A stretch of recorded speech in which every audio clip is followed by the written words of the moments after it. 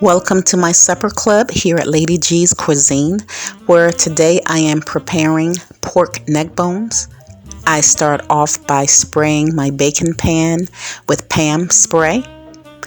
I used about 3 to 4 pounds of neck bones. Neck bones sometimes you may get varying sizes in a pack, but about 3 to 4 pounds depending on how many people you're feeding. And I placed them all. They were washed thoroughly. I washed them really well. I added a little vinegar to the water, and then I placed them in the pan. I drizzled about 2 tablespoons of canola oil on my neck bones, and I massaged the canola oil in.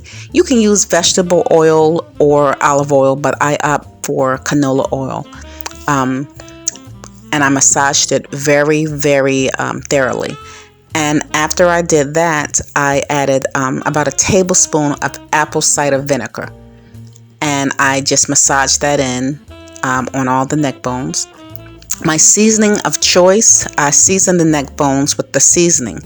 I used kosher salt, fresh ground black pepper, paprika, onion powder, garlic powder, parsley flakes, and I season it really well, front to back, sides. I love to get my meat tenderized. The recipe and exact amounts is in the description box, but that's about the seasonings that I use. You can opt to add any seasonings you want, but the black pepper, kosher salt, onion powder, paprika, garlic powder, parsley flakes, and this is how it looks after the seasoning is put on from front to back. After I did that, I went in and added some cornstarch. Make sure it's about a 1/4 cup of cornstarch, maybe a little more.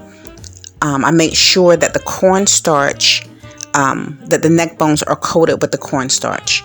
So it doesn't have to be white all over completely, but about a 1/4 cup from front to back, just to make sure that all the neck bones are covered. And this way, once the chicken broth and or water hits the pan, it'll make a nice gravy. The consistency will be perfect. So I'm just massaging that cornstarch onto the neck bones. And I'm wearing gloves. I opted to wear gloves. Sometimes it's easier not to, but I am wearing them, just to get that cornstarch and get everything together. But I wanted to make sure that everything was thoroughly added. I also have sliced onions. I sliced a large yellow onion. And you can slice it or chop it small, whatever you want to do. And just make sure the onions are tossed in and incorporated throughout the pan, throughout the neck bones. I always, and that's chicken broth there. It's homemade chicken broth. I always make homemade chicken broth.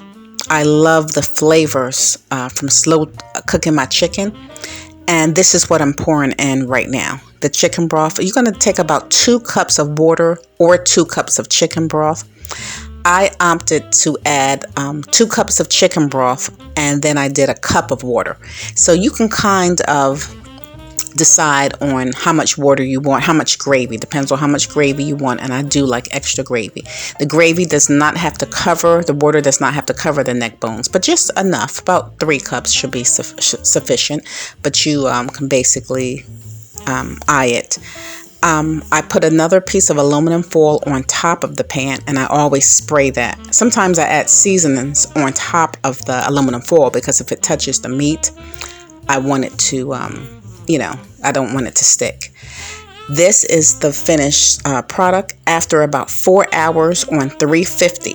I covered it, and I also put fresh thyme on top of the neck bones and let it cook.